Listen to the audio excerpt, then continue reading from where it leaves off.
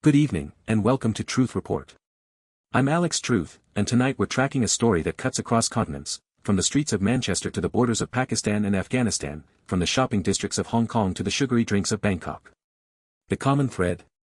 Migration, borders, and who gets to decide who belongs where. I'm Maya Clarity, and let me tell you, tonight's show is packed.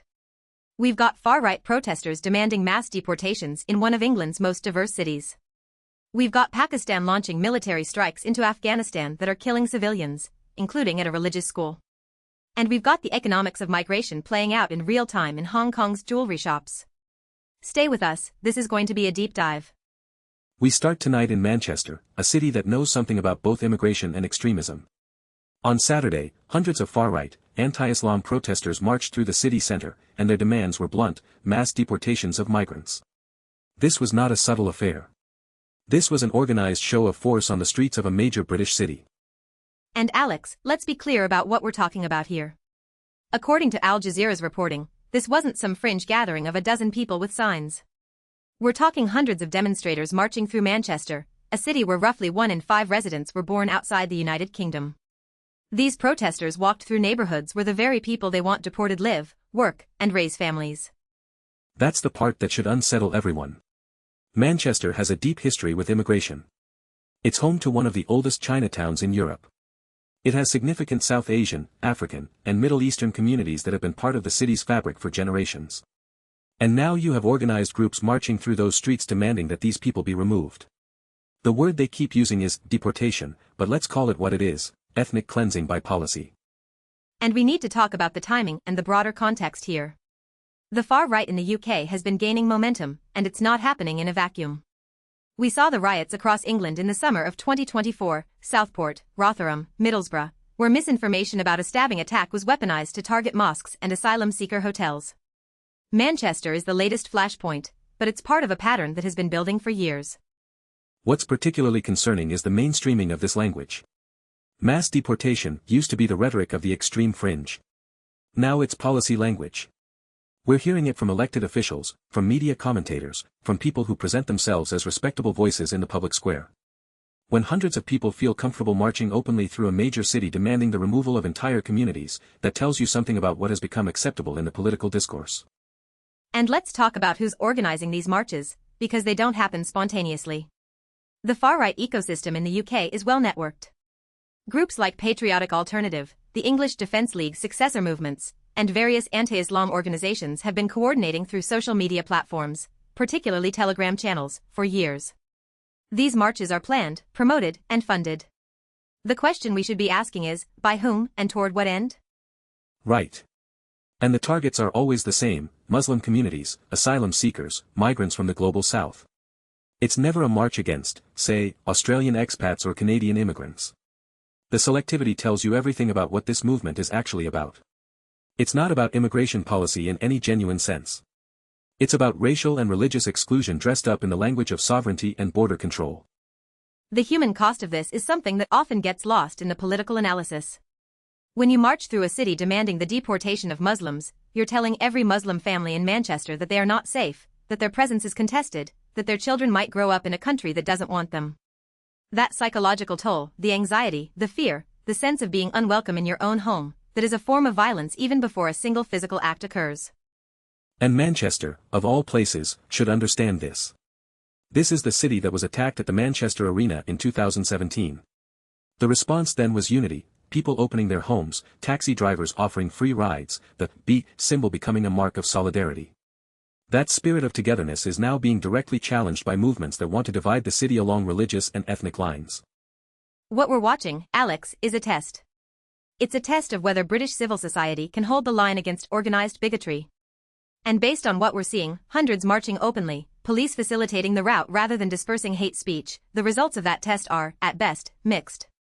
Now let's cross continents to a story that connects directly to the politics of borders, belonging, and who gets labeled a threat.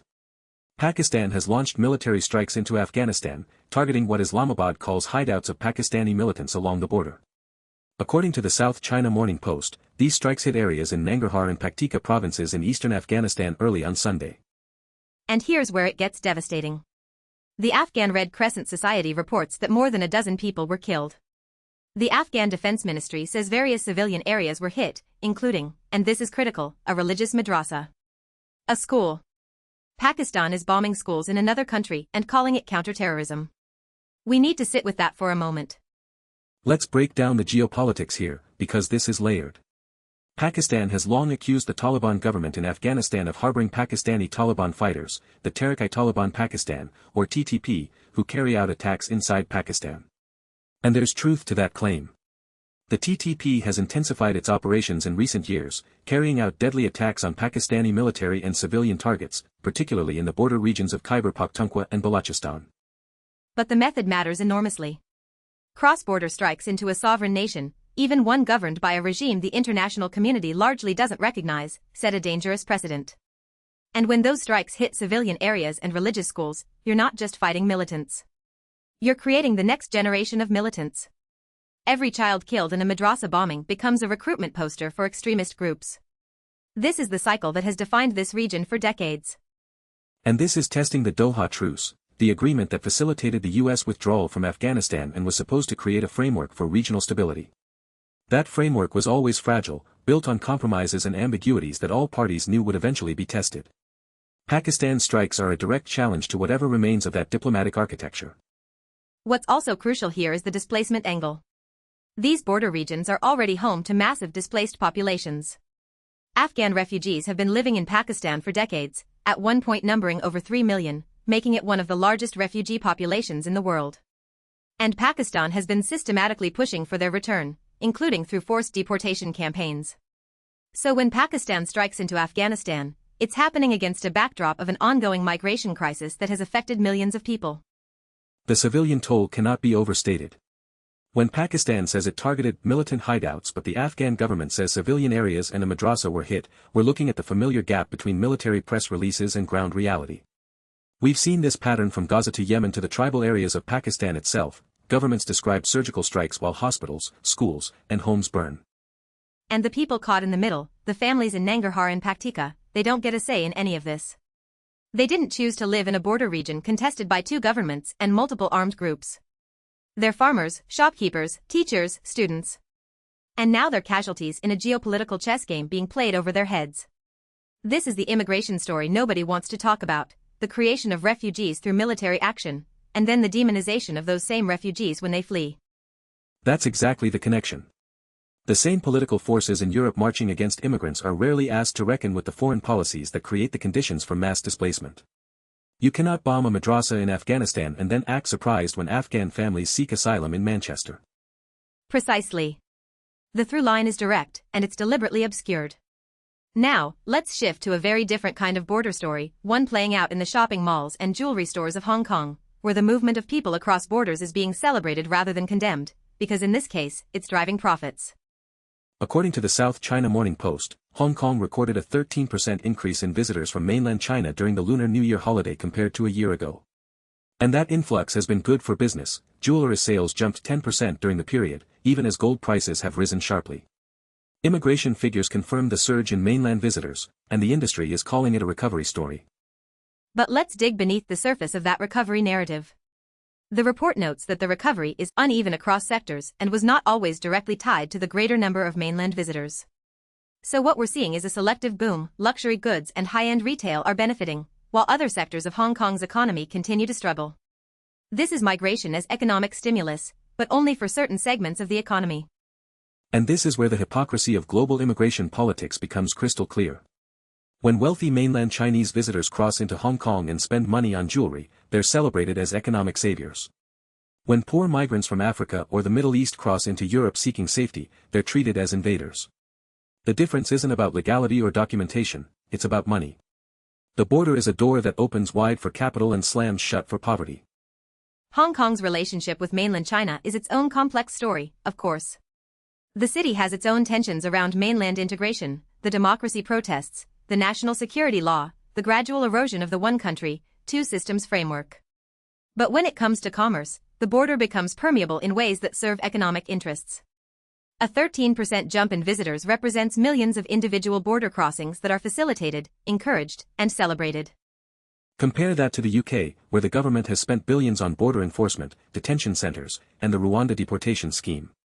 The message is unmistakable: borders exist to sort people by economic value. If you're a mainland Chinese tourist buying a gold necklace in Tsim Sha Tsui, welcome. If you're a Syrian refugee arriving in a dinghy in Dover, you're a criminal. And the jewelry sales number is interesting on its own terms. A 10% increase despite rising gold prices tells you something about the purchasing power of mainland Chinese visitors. These are not budget travelers. Hong Kong is positioning itself as a luxury destination for China's wealthy, and the immigration infrastructure is built to accommodate that. Fast-track border crossings, visa facilitation, multilingual sales staff, the entire apparatus is designed to make wealthy migration frictionless. Meanwhile, Hong Kong's own policies toward asylum seekers are notoriously harsh. Refugees in Hong Kong wait years for their claims to be processed, are largely barred from working, and receive minimal support. The city that rolls out the red carpet for shoppers has essentially no welcome for people fleeing war and persecution. It's the same city, the same border, but two entirely different systems depending on what you bring in your wallet. That duality is not unique to Hong Kong, it's the global model. Every major economy in the world operates some version of this two-tier border system. Investor visas, golden passports, fast-track programs for the wealthy exist alongside detention centers, pushbacks, and deportation flights for the poor. Immigration policy worldwide is, at its core, a wealth-sorting mechanism. Now, let's turn to our final story, which might seem like an outlier at first: Thailand's push to cut sugar in popular drinks. But stay with me, because this connects to our immigration theme in ways that reveal how deeply migration shapes economies and public health across Southeast Asia. According to The Guardian, Thailand is making a significant push to reduce sugar content in popular beverages. Major chains have agreed to have the default sweetness level as part of a broader public health drive. But here's the catch: street vendors and cafes, which serve the vast majority of Thai consumers, remain outside the sugar tax rules. The reporting paints a vivid picture: Auntie NID mixing her best-selling iced Thai tea with condensed milk and 3 heaped tablespoons of sugar, customers watching with phones aloft. So why is this an immigration story? Because Thailand's food and beverage industry, from the street carts to the chain restaurants, is overwhelmingly powered by migrant labor. Thailand has an estimated 3 to 4 million migrant workers, primarily from Myanmar, Cambodia, and Laos, who form the backbone of the country's food service, agriculture, and manufacturing sectors. When Thailand regulates its food industry, it's regulating workplaces where migrants are the primary labor force. And the health dimension cuts both ways. Migrant workers in Thailand often have limited access to healthcare, and diet-related diseases like diabetes and obesity are rising across Southeast Asia. When Thailand addresses sugar consumption as a public health issue, the question is, does that public health concern extend to the migrant workers who make and serve these drinks, or is it focused exclusively on Thai citizens? The answer, historically, has been the latter. There's also an economic power dynamic at play. Street vendors like Auntie NID being exempt from the sugar tax means the regulation primarily affects large chains, multinational corporations and domestic conglomerates. That sounds progressive on the surface, but it also means the informal economy where most migrants work remains unregulated and, by extension, invisible to the health system. These workers don't benefit from corporate wellness programs or regulated ingredient standards. The sugar tax itself is an interesting case study in how governments regulate behavior versus addressing root causes. Thailand has one of the highest rates of sugary drink consumption in Southeast Asia. The health costs are enormous: diabetes, heart disease, obesity. But rather than addressing the structural factors, food deserts, poverty, lack of nutrition education, the marketing power of beverage companies, the approach is to tax the symptom. It's harm reduction without systemic change. And the beverage industry's response is telling. Major chains agreeing to have default sweetness is a voluntary measure, not a mandate. It's the kind of corporate self-regulation that looks good in press releases but is designed to forestall stricter government action. We've seen this playbook from the tobacco industry, the alcohol industry, and the fossil fuel industry, make modest concessions to prevent meaningful regulation. The street vendor exemption also speaks to political power. Thailand's street food culture is iconic, it's a source of national pride and a major tourist draw. Regulating Auntie NID's Thai tea would be politically unpopular and logistically nearly impossible given the scale of the informal food sector. So the government draws the line at corporate chains, which is practical but also means the majority of sugar consumption remains untouched. What connects this to our broader theme is the question of who bears the costs. Migrant workers make the drinks, serve the drinks, and increasingly suffer the health consequences of high-sugar diets, but they're largely absent from the policy conversation. Thailand's health drive is framed as a national issue, but the nation's food system depends on non-nationals who don't have a voice in these decisions. Now, Alex, let's step back and connect all of these stories, because the patterns are striking. We started in Manchester, where far-right protesters demand mass deportations. We went to the Pakistan-Afghanistan border, where military strikes create the displacement that drives migration. We visited Hong Kong, where migration is celebrated when it brings money. And we ended in Thailand, where migrant labor powers an industry being reformed without migrant input. The common thread is this: the global immigration system is not broken. It's working exactly as designed. It sorts human beings by economic value, by religion, by skin color, by nationality. It opens borders for capital and closes them for people. It creates refugees through military action and then criminalizes those refugees for fleeing. It depends on migrant labor while denying migrant workers basic rights and representation. And the far right in Manchester isn't an aberration, it's the logical endpoint of a system that treats some humans as more valuable than others. When your entire immigration framework is built on the premise that people from certain countries, certain religions, certain economic backgrounds are less deserving of safety and dignity, you shouldn't be surprised when mobs march through cities demanding their removal. The Pakistan-Afghanistan story shows us the supply side of this equation. Wars, strikes, instability, these are the factories that produce refugees. And the countries that produce the most refugees through military action are often the same countries that most aggressively police their own borders against immigration. Pakistan has deported hundreds of thousands of Afghan refugees while simultaneously bombing Afghan territory. The contradiction is the point.